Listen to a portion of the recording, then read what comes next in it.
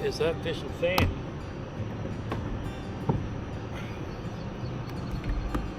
Part 2 of our exploring the rivers in southern Indiana, hunting for smallies. Last trip out, we found a nice 16-inch largemouth bass up in a creek, but not a single smallie anywhere.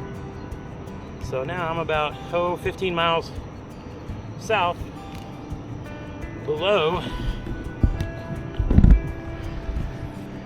the Williams Dam, where on that very bank, I don't know, 30, 40 years ago, my grandpa would take me and Jeremy down there fishing. These two cats are over here catching carp, feeding the family. We're not doing anything as extreme, we're just hunting for smallies. My uncle and my dad used to harvest mussels on this river before they did away with that. I don't understood why back then. They would harvest the shells of the mussels, and I guess that folks in Japan would use them to grind up into powder, and also use the pearls that start in the mussel shells as starter pearls for, you know, jewelry and whatnot later.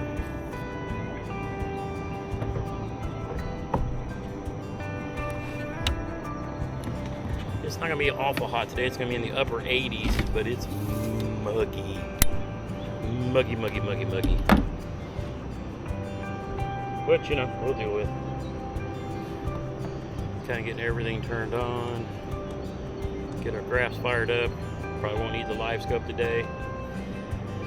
I may play around at the dam a little bit when I come back, but my first goal is to go downriver probably a couple miles. And there's a riffle down there along with a bunch of chunk rock.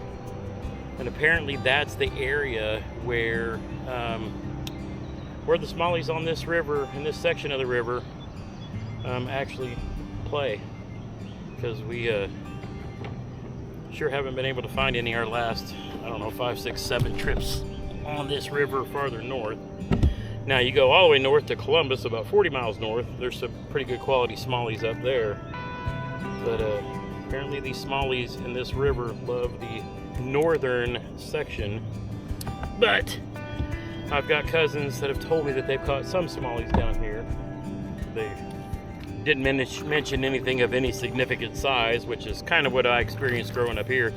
Now in the creeks that feed into these rivers, and probably on my next adventure, or one very soon after, you know, this next few weeks, I'm going to go down to another dam in Shoals where my parents grew up, and we're going to fish around the boat ramp down there. The town is called Shoals for a reason, so there's supposed to be smallies down there. But I also want to find the access to Indian Creek, which is a creek that I grew up fishing on, that ran between my house and my grandparents' house. We used to go off this old iron bridge, go under it and catch all kinds of small little fish, rooster tails, and, you know, earthworms, just to catch fish. But I've got friends that still wade fish that, and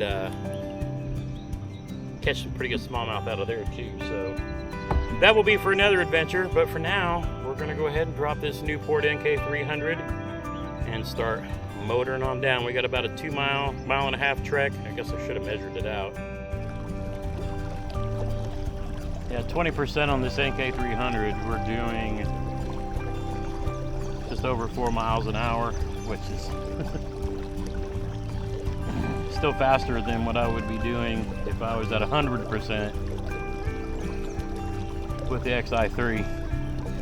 So the fact that I have a 36 volt 60 amp battery means I can travel lots and lots of miles. I could probably go continuously at this pace for probably up to 40 miles. But since we're not in a hurry, you know, it's not like I need to race anywhere. Run at 20%, conserve my battery, and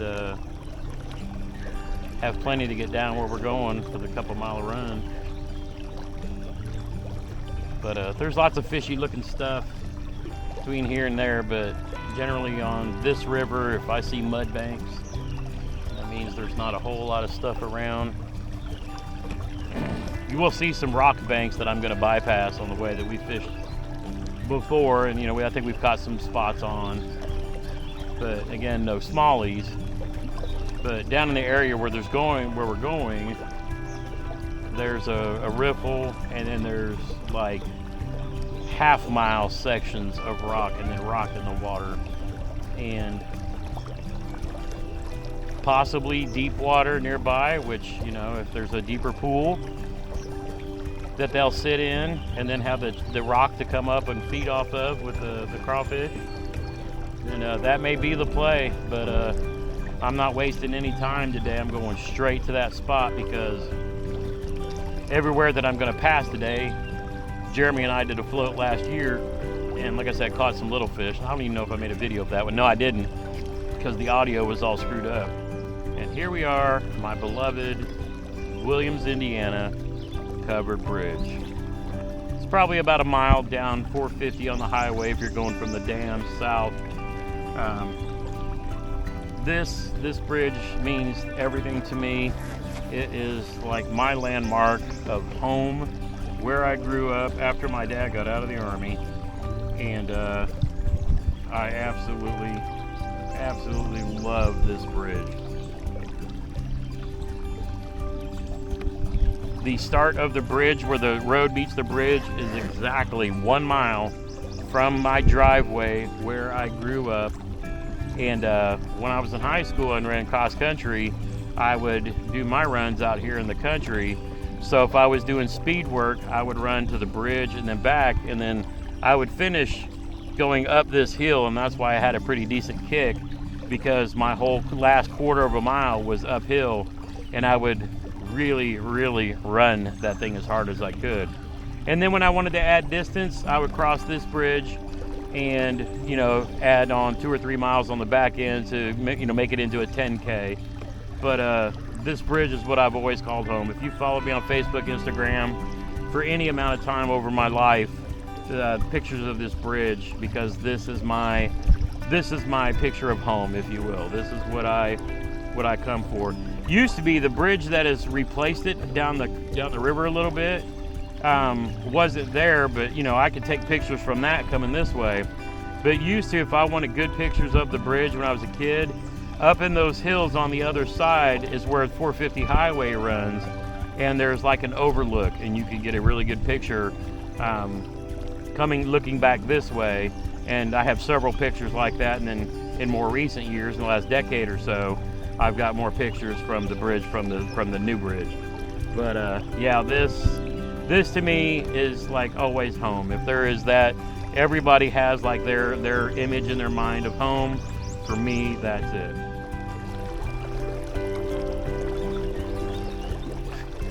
Looks like some fish. There's the eagle again, right around the corner. Looks like some fish were actually hitting that duck. Look, that duck was getting nailed by fish. Those are probably Asian carp, would be my guess.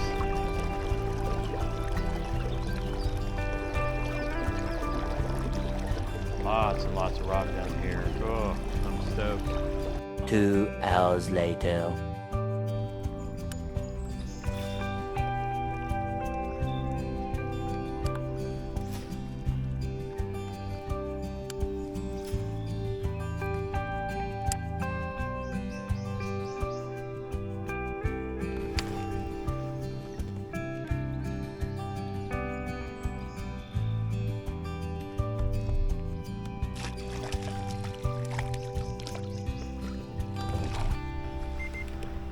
Mission accomplished. Little White River Smallie. Hey, finally on a stupid tube, a little White River Smallie. He's not a keeper, but I don't care. The whole fishing mission today was just to find one. Let's go. That took forever. Just started dragging a tube around all these rocks, but now I gotta start work my way back up towards the boat ramp. It's about 3 or 4 hours before it gets very hot. Very nice. Probably about 8 or 9 inches. One. 1 hour later. Basically just banging and swimming this tube off of all the chunk rock that's out from the bank, hoping to find a fish laying behind a rock or whatever. But I'm just kind of shaking my rod tip, keep it moving. It'll kind of go like side to side in helicopter, and you know, kind of keep moving, and that way it doesn't get stuck in the rocks. Probably the best, one of the best weedless slash, you know, rock resistant, if you will. I say that and get hung up on a rock, but it's one of the best baits that you can do that with, to come through the chunk rock and stuff like that, because it doesn't get hung up as much as everything else. And then you get close enough to pop it like it just did, and then boom. Anybody that rock? So there's a rock right here. Yeah, I'm too shallow now. I need to get back out. See if there's anybody behind this chunk rock waiting for somebody to swim by. Let me throw it up on top of it and drag it over the other side.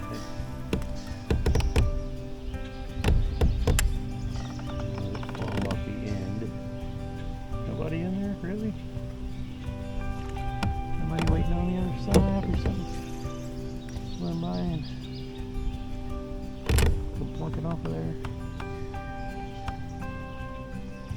I thought that was going to be a spot.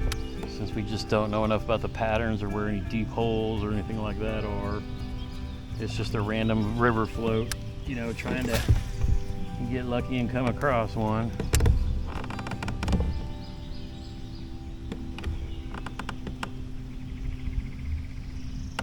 Probably before the sun comes up, or after the sun kind of goes over, maybe in the later afternoon when there's more shade on the rocks. Maybe that's the juice, you just never know. This area is not known for big smallies, so I mean it's just a guessing game right now. I mean, could I be the guy that makes it known for big smallies? Hey, that'd be cool, but unlikely. I think most of the fish down in these southern counties live in the creeks, not out here on the river. I was hoping I'd get into a mess of them down here, so Jeremy and I can come down here and make a video. But maybe at the dam, never know. Maybe that's the juice that saves the day. Other than the fact that, hey, at least we caught one. And it wasn't a spot, it wasn't a little largie, it was an actual smallmouth.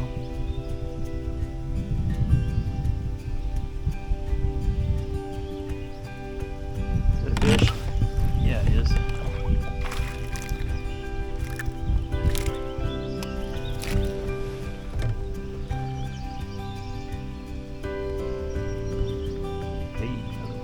Number two, little chunker. Look at that little fatty. Yeah. We're gonna try shoals tomorrow, see if we can find some big smallies. These little dinkers. Cool if I caught something of a keeper size in here, then it's worth coming back and fishing. But if they're all just dinks, you know, could be the. Wait. Oh, that's a better fish. I would say this is gonna be a smallmouth. He's fighting like he is. Oh no, wait. Put a drum.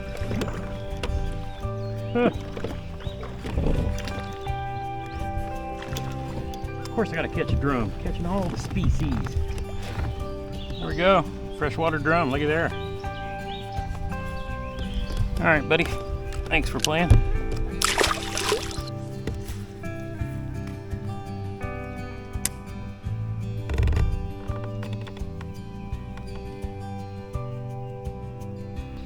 Another little spot, but he might be 12, so he might add to our leaderboard. All right, fish number 4 of the day. See if he's gonna make 12. See if he can make the team. All right, little 1275 spot, very nice. We accomplished our goals today, catching a smallie and a fish for the KBF River Series. Everything on a stupid tube. Do you need anything else on a river? You can probably just take one bag of baits, one rod, stupid tube, catches everything.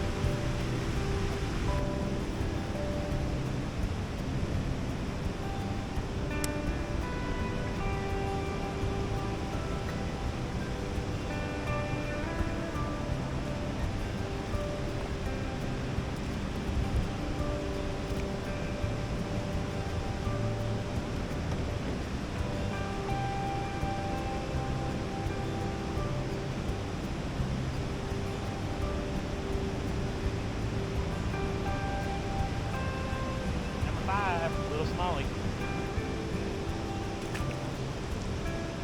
Alright, that's it for today's adventure. We caught one keeper for the KBF River series. A couple dink smallies, a couple dink spots. A keeper and a drum. And we got Asian carp jumping out all over. It's time for us to get out here and get on home.